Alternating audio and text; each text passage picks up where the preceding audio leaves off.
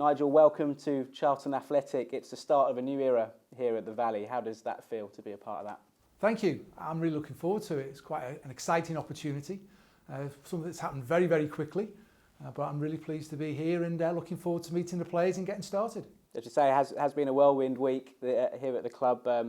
Thomas Sandgaard has acted swiftly in bringing you in. He's laid out his long-term ambitions since he bought the club in September.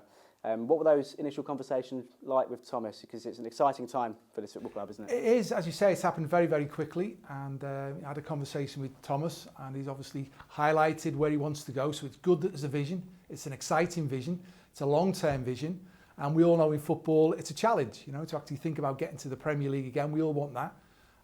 But it's something I've done before and I'm excited about doing that again. Speaking of getting to the Premier League, you've got 4 promotions on your CV, 3 from this division. Obviously, you took Southampton all the way up in one foul swoop to the Premier League from League One. Is that the blueprint from which to work from for you?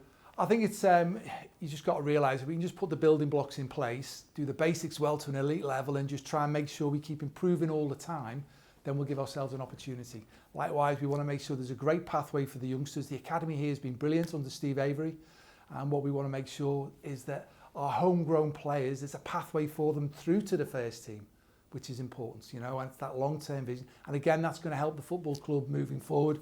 As I said, to get to the Premier League, it's going to take a long time. There's a lot of things to be doing, but at least there's a vision, and that's where we're going, and we make sure there's a pathway for the youngsters to go through. That'll be brilliant. And it all starts here this season, 10 games to go. We're in 6th position at the moment, albeit with some teams with games in hand over us. How much are you looking forward to that challenge of these last 10 games and having a playoff push, coming in fresh and seeing what happens? Oh, it's great. As you say, coming in fresh. The players have done great. Johnny Jackson took the team on Tuesday night. Great results, after going behind as well. The way they've come back, they showed that resilience and the character of the team. So that was a great result to keep them going. Because it's not good when you lose a manager. It's not nice. There's change, there's uncertainty. I think with this swift appointment, with me coming in now as manager, that gives clarity for everybody, which is important. And we've all got to get behind each other and make sure we keep driving on. Because as you rightly say, we've got a chance for promotion. We're in the mix. Yes, there are teams who've got games in hands on us. But having been promoted 4 times, 3 times in this division, as you rightly say, you know that the last 10 games of the season, there's strange results all the way. There's a momentum about the team now, which is good. The scoring goals, we've got to make sure we don't concede as many. But there's a momentum coming into the next 10 games that we've got. As I said, with a bit of clarity now, with there's no and ahhing. There's a new manager in place. All the players just get behind each other, get behind the supporters, and just keep driving the football club forward. What are your key philosophies as a manager? What do you expect to see from the players that you manage? Work hard, honest, hard-working professionals. Come in every day, just give the best of you every single day. And then as a team, we give everything for the team. Listen, we're all different, we're all unique. We've all got different things that are going on in our lives. I'm well aware of that. Experience teaches me that. But we're just going to make sure that we all bring the best that we've got to offer every single day. Want to improve, always learning. I think that's a big thing. We have got a responsibility. We're in the shirt, playing for this football club, that you remember it's for the supporters. The supporters are everything at our football club.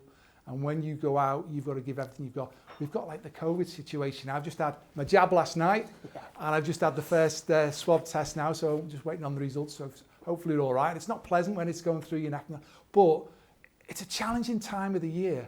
It's been a challenging year, and it's tough out there. So the players, we're in a privileged position where we can go and play football. And I know, having been out of football, and I know that family members, myself, they've always looking forward to the game on a Saturday. And that's what the team can go and do, put a smile on many, many supporters' faces. It's a highlight of the week for many, many people. It's a talking point. We have a valuable role to play within the community, and it's an honoured position. So when you come into work every single day, your purpose is to, 1, have a smile on your face because we're privileged, and 2, give everything we've got to keep improving, give the best. I don't mind you making a mistake, as long as they're an honest mistake, because that's how you learn. You learn by making a mistake, by you fail, but keep learning from these lessons. For me, it's bring the best of yourself and the team together. Everyone achieves more is so important. And if we can have that community feel, because it's about the football club, then we've got a reason why we're coming into work, and there's a purpose about ourselves, which is important. Fantastic, and you'll be heading over to Sparrows Lane to meet those players straight after this, shortly. Wimbledon away on Saturday, it all starts there, doesn't it? It's exciting to get started. Oh, very much so. I can't wait to get to the training ground, meet the players, and obviously prep. This has happened so quickly. So there's so much to do, I know, and we can't waste a single minute. We've got to try and get the prep for the players and the team going into the Wimbledon game as quickly as we can to keep the momentum going. As I said, it's 10 games, and it has been a whirlwind. It's easy to say, isn't it? A whirlwind couple of days, and it's going to be very challenging moments in time going forward, but one that we're certainly looking forward to. And just finally, you're our first ever manager who's active on social media. We know from this side that Twitter can be a scary place at times, especially in football. But are you looking forward to meeting the online addicts, especially during a time where you can't meet them at the stadium? Listen, it's an interesting thing. When I was at one of my previous clubs several years ago, I couldn't understand why people were on Twitter, on social media. I just totally against it. And I went to a conference up at St George's Park with other managers, and there's a wonderful lady doing a presentation on social media, Twitter, and she's highlighting players from several different clubs, Man United, Liverpool, Arsenal, and different. And all of a sudden there was a player from the club I was representing. I couldn't believe what I was seeing. I was like, oh, that can't be happening. So we finished the conference bit. I went outside the door. I said, tell him to get that off now. Meeting 9 o'clock, everybody in the morning. I ran the riot act. But I've got in touch with the lady. I said, listen, I don't know anything about this. So please put me on Twitter for 3 months. I know I'll get battered. That's what it is. But I need to understand the generation, why everybody's on it. So I did it for 3 months. I'm still on it now, several years later. Yes, it's a platform where people can make a comment, which is great. But it's also a very supportive platform as well. There's many good things out. So, for example, I'll use an example of this month. I've been working in support of prostate cancer. There's many people who are suffering at this moment in time.